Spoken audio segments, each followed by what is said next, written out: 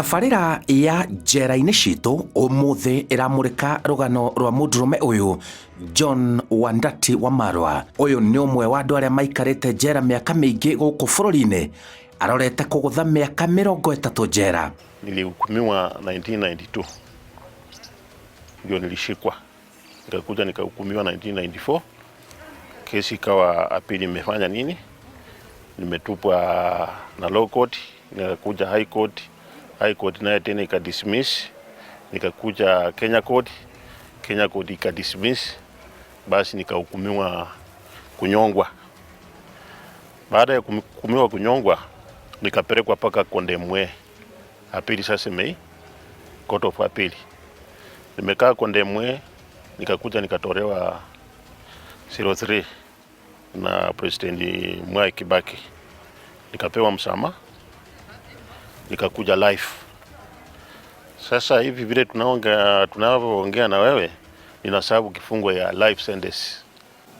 Mimi sina mtu hata ya miaka 10. It's 20 years and above. But majority ni wale watu wamefungwa maisha, ndio tuko nao hapa. So maximum, ukisikia maximum sentence naye ni maximum. Ona aikarĩte mĩaka ĩyo yothe njera, ũyũ ndarĩ na mũthenya wa kuuma njera. Yani hii kifungo ya life sentence haina tarehe ya kuenda nyumbani. Niko na miaka 29, 29. Hiyo ni ile kifungo sasa ile nimesafu. Tangu nishikwe, nihukumiwe, hiyo ndio miaka nimekaa. Sina mwaka ya kutoboa. Kadi yangu imeandikwa life sentence. Ni mambo mengi nimeona. Hapa jela sio lazima upigwe ndio ukufe. Kuna magonjwa. Unaweza kufa kwa sababu ya stress. Hujawahi ingia jela umeshtuka. Haya, ugonjwa unaweza shuka kwa sababu unaona mazingira haya ambayo tunakaa. Ugonjwa ikikuja na mnakaa pengine kwa jela kama watu 3000. Tunaona hiyo tena ni hatari. So ni mambo mengi. Mambo mengi, kuna watu wamegonjeka hapa, wameenda kwa sababu ya maradhi. Wengine kwa sababu ya mafikiria, mtu anasema pengine mimi si kufanya, niko hapa. Mtu huyo anafanya nini? Anakata kamba. So hapa changamoto ni mingi. So wakati mtu amefungwa maisha, wengi wakati wa mwanzo anapopewa hiyo sentence anakuwa depressed, anakuwa ni mtu ni kama amepoteza fahamu, ni kama ame lose hope in life. But with the time, tuko na programs mingi, tuko na elimu, tuko na technical aspects ya training. So wakati tunawapeleka katika different sections za jela kama hii, pole pole mtu anaanza kurudisha fahamu. Pole pole anaona kumbe hii kitu iko, wanaume wenzangu wamekuwa hapa tangu mbele yangu. So prison nasikiaga wakisema ilijengewa wanaume, but ingawa iko wanawake pia. So kidogo akipata hiyo training, anarudi normal, ana accept the situation, anakubali. Leo uteithio waku ũngiuma kũ mũthuri ũyũ? Kutoka serikali ya Moi, Kibaki ndiye alinitoa Kondemwe akaniweka life. Lakini performance wanasema ya kwamba hii makaratasi wanapopelekea president, wawezi harakisha yeye kwamba hebu sign hii vitu haraka au watu waende nyumbani. Pande ya jela mimi nimerecommend mambo ya nyumbani, profession iko sawa na kubaliwa nyumbani, kurudi nyumbani. Nimeona wengi sana, wengi wale ambao wamepewa miaka, mtu anasafu na anaondoka anaenda. Wewe unabaki tu pale pale na hiyo kifungo yako ya life. Mara uko hapa, mara uko Kibosi, mara uko Kodiaka, mara uko Shimulatewa, mara uko Kamiti, mara uko Nyeri. Sasa ni kusunguka. Rũgano rwake rũrekĩra wũira atĩ nĩ kuohanagwo maisha na mũndũ no atũre ũtũũro wake wothe njera ma. Watu bila wanadai kwamba wanaingia jela na wanatoka, sio hivyo vile wanafikiria. Wale ambao wanaingia jela na kutoka ni wale ambao wamepewa miaka. Wewe kadi yake imeandikwa ya kwamba utatoboa muda fulani. Lakini wewe kama umefungwa life sentence, hauna mbele wala nyuma, utatoka namna gani pasipo msamaha ya rais kupitia kwa performance? Tuweze sema jela ni mzuri kwa sababu unakula na unalala. Jela ni mahali umefungwa. Mahali umefungwa kwa sababu ya makosa. Masabuni sasa hiyo ni jukumu imewachiwa sisi. Ni jukumu ambayo zamani ilikuwa ni ya relatives wao. Lakini sasa as the in charge, you go out of your way kuona kama utawasaidia namna gani na sabuni. Like hapa nilipeana sabuni juzi Jumamosi. Mabusu 2,000 na kupatia sabuni, si unajua ni gharama. But we are trying because these are our brothers na ni wa Kenya na lazima waoge wakae mzuri. Thutha wa guikara miaka iyo yothe njera, aumanirie na kuheo giturwa ni thirikari ya njera. Hii nguo ukipewa ni paka lazima uwe tabia yako ni mzuri.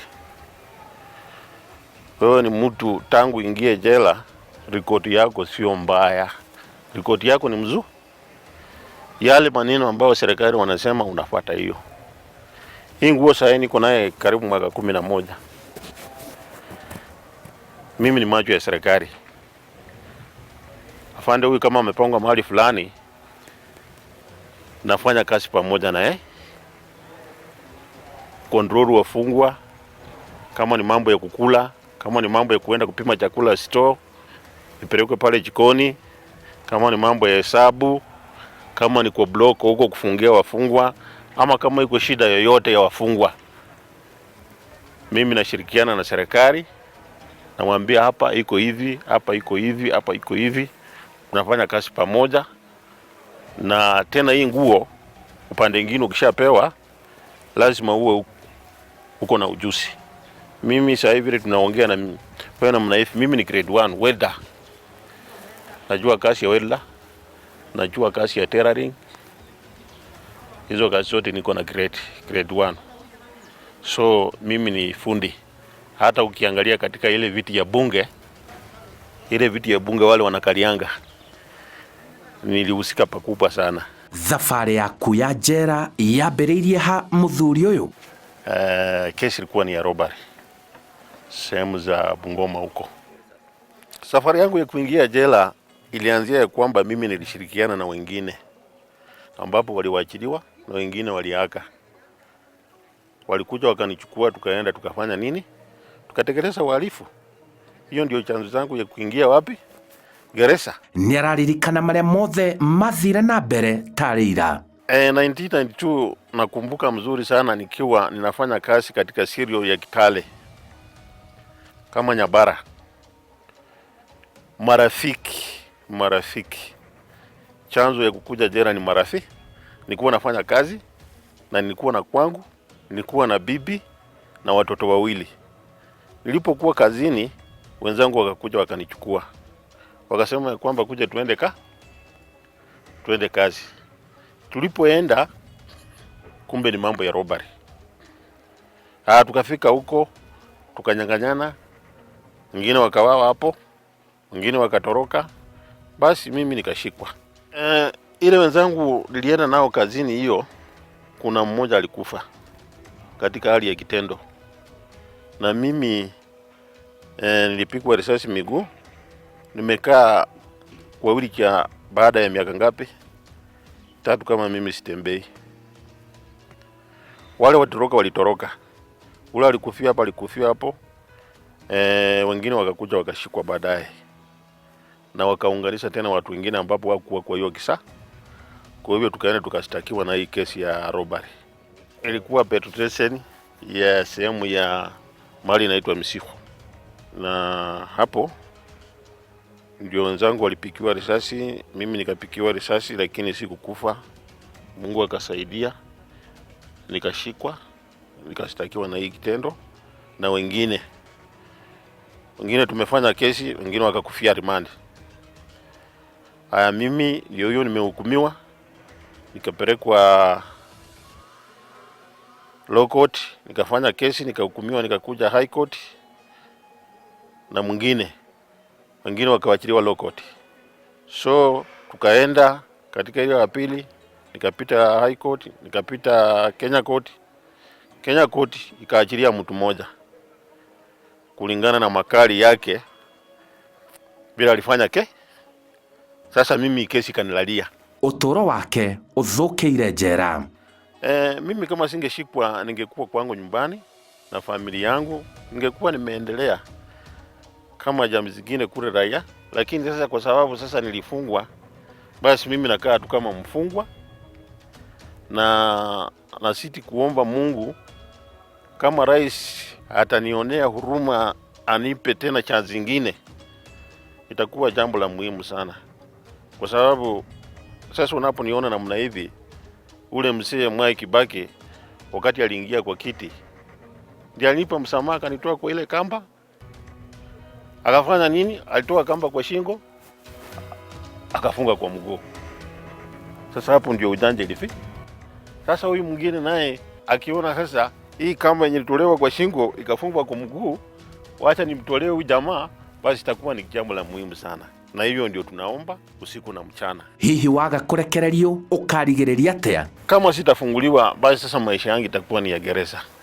Paka hadi Mungu atakaponichukua, basi itabidi tu maisha yangu kuwe tu ni ya gereza mpaka dakika ya mwisho. Sikukosewa na mtu, ni makosa yale nilifanya ndio ilifanya nini?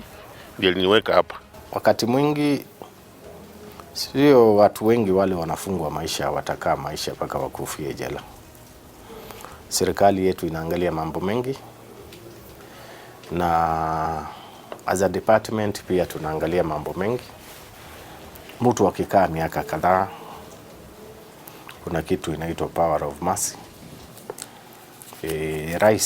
Mheshimiwa Rais anaweza wachilia mtu ambaye amekaa jela miaka mingi akarekebika, anaweza achiliwa. So wanakuaga na hiyo matumaini. Familia yangu niliposhikwa, kwanza mwanamke na watoto walipata shida kuhusu mimi, kwa sababu nimeondoka. Watoto hawana baba, bibi hana bwana.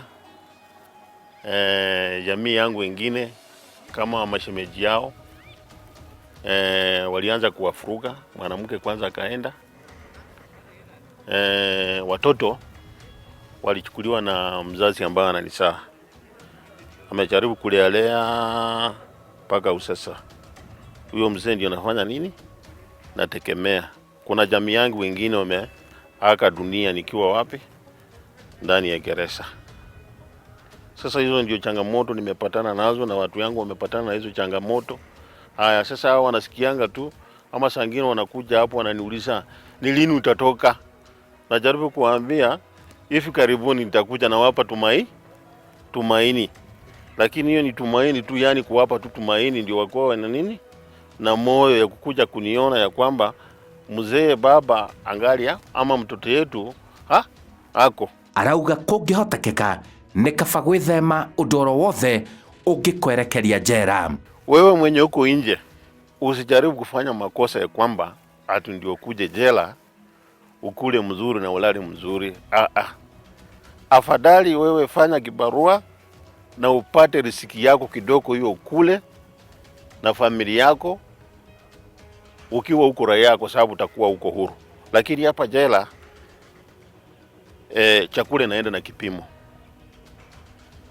na hautakuwa na uhuru. So kukuja jela sio mzuri, na usifanya makosa. Kana wananchi mzuri na jamii yako mzuri, ukae mzuri, usikuje jela. Jela, watu wenye wanaletwa jela wanaletwa kwa sababu ya makosa. Kwa hivyo wewe ukiwa raia usifanye makosa. Kana raia wenzako mzuri na ukule kile kitoko jasho yako ambao unapata, kuliko kukuja kupimiwa ile kitu ambapo hata wewe hujatoa jasho. Unapimiwa chakula, unapimiwa usingizi, unahesabiwa hata pesa kwa benki ihesabiwe kila saa. Hapa tunahesabiwa karibu mara 5. Asubuhi pako uhesabiwe, saa 5 uhesabiwe, saa 7 uhesabiwe, saa 9 uhesabiwe, saa 10 uhesabiwe, saa ya kuenda kulala uhesabiwe. Sasa unaona pesa hata kwa banki inahesabiwa hivyo, kweli haiwezi hesabiwa hivyo. So kwa hivyo heri kukula kile kidogo yako ya raia na ukae kwa amani, kwa sababu ukifanya makosa hii mambo utakutana naye. Ningependa kusalamia baba yangu Lawrence Matachi Mkoya na bibi yangu Robina na mtoto yangu Moses na mwingine anaitwa John. Napenda kuwasalamia. Mungu akipenda basi tutakuja onana. Njĩtagwo Simon Kibe na ĩyo nĩ tabarĩra ya njera-inĩ citũ kuuma njera-inĩ nene ya arũme ya Naivasha, kaunti-inĩ ya Naikuru.